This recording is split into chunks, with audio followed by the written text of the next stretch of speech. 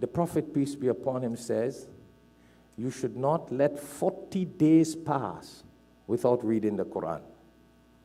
How many days? How many of us read the Qur'an every 40 days? Nice question, huh? No need to put up your hands. The Prophet, peace be upon him, says, we should not let 40 days pass without completing the whole Qur'an.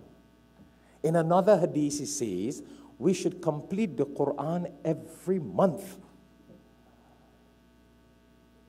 Some people let 40 years pass and they have not completed the Qur'an.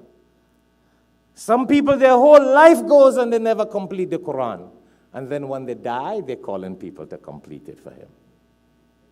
And they khatam Qur'an, Sheikh. We need a khatam. I'm like, oh Allah. You wait for life to khatam. You wait for your life to be done. You will wait for life to have gone. And now you want to read a khatam?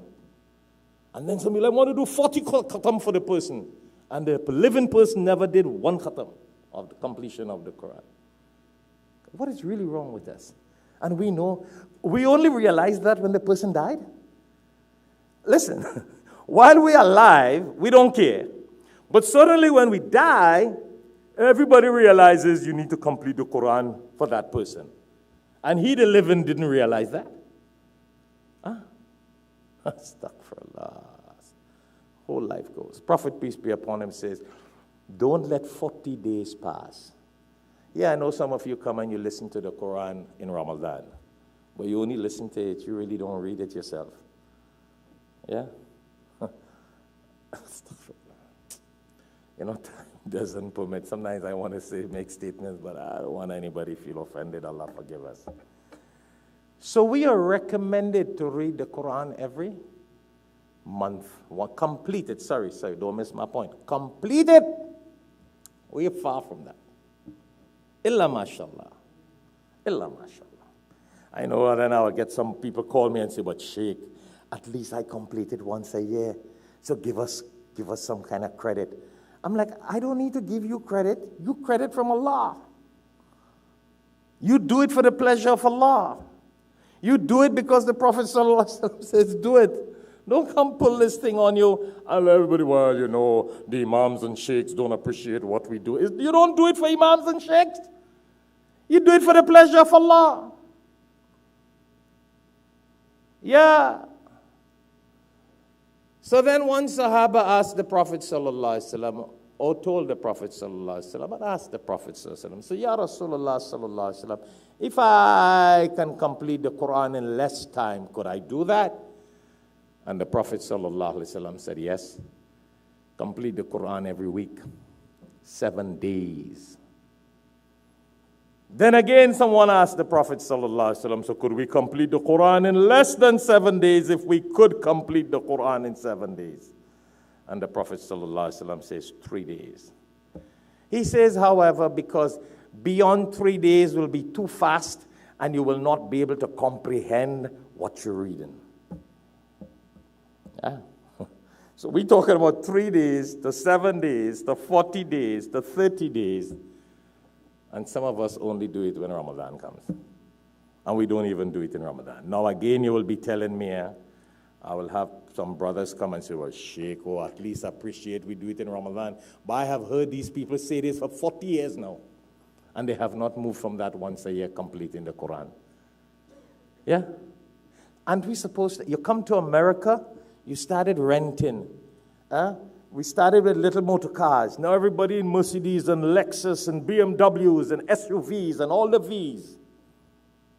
You elevate it up, You started from 2-bedroom homes, small towns. Now you're in 5-bedroom homes. We started from $50,000 a house to $500,000 homes to $1 million home. I know Muslims in this community who live in $10 million home. But they didn't go further than 1 Quran per year. How you like that? So we excel in everything else but in Quran and Sunnah. Quran and Salah. The brain is good to do everything for the dunya, but not go up to the level and the heights that Allah and His Rasul taught us about. So I'm not really telling you about pray Salah and read Qur'an here. I'm reminding myself and you to get into a different level with Salah and Qur'an. When we pray Salah, connect to Allah, connect to Allah. Let that Salah and that connection to Allah be the solution to our problems and our difficulties and the success in our life. That's the level. Not you pray Salah here and then you go in work and say, boss, I want a raise. You know, you pray Salah here, boop, boop, boop, boop, boop, boop, assalamu alaikum. But then you go asking your boss, I want some more money in salary. The day you do that, he looked down on you. You lost that dignity in the eyes as soon as you beg someone for something. Nowadays, you can't even beg your wife for something. You cannot even beg your husband for something. They look down on you. Nowadays, wives run from husbands because they are scared the husband might ask them for something. And something that belonged to them, eh? How you like that? I don't want to get what it is. You guys can think what you want. Yes. Husbands run from wives because the wives will ask them for something. When the Quran says the husbands must take care of the wives. Why? Husbands are the maintainers of wives. So husbands run from some wives because they're scared the wives will ask them for something. Wives scared the husband will ask them for some love. Not knowing that's why you got married, and that's part of your combination as a husband and wife. So the wife pays hard to get and hard to give. Yeah? What world are we living in? Mothers and fathers, husbands and wives? We don't even understand. You can't even ask someone so close to you that you say it's a bond. So how could you ask a friend and a boss and someone in society and they will not stay away from you? You ask your blood brother and sister for a favor. Your brother could be a millionaire. Your sister could be a billionaire. You ask them for a favor, and that's when the love breaks. The whole thing comes down. You understand? And if it doesn't happen when you ask, it will happen before you pay back. And if you pay back on time, they will stay away from you so you don't ask them another time. I'm sure you guys got brothers and sisters. Go through the maths, the mathematics. Ask Allah. Allah will send the means and provide the mechanism for it to come without you asking human beings. Allah, I'm not saying Allah will not use human beings. Allah will even use Satan to do something for you. Do you follow that? You notice? Do you know the famous joke about that? I'll share a little joke with you. I'll share a little joke. There was this lady.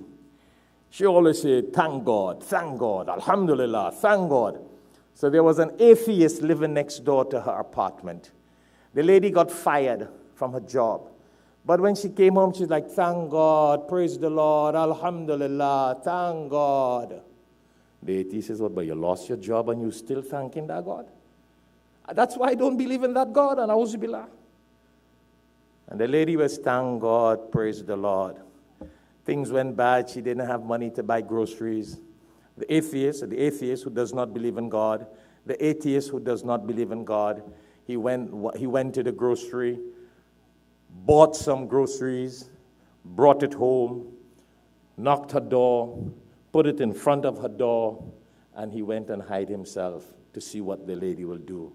As the lady picked up the bag of groceries and she about to open her door, she picked it up and she said, thank God.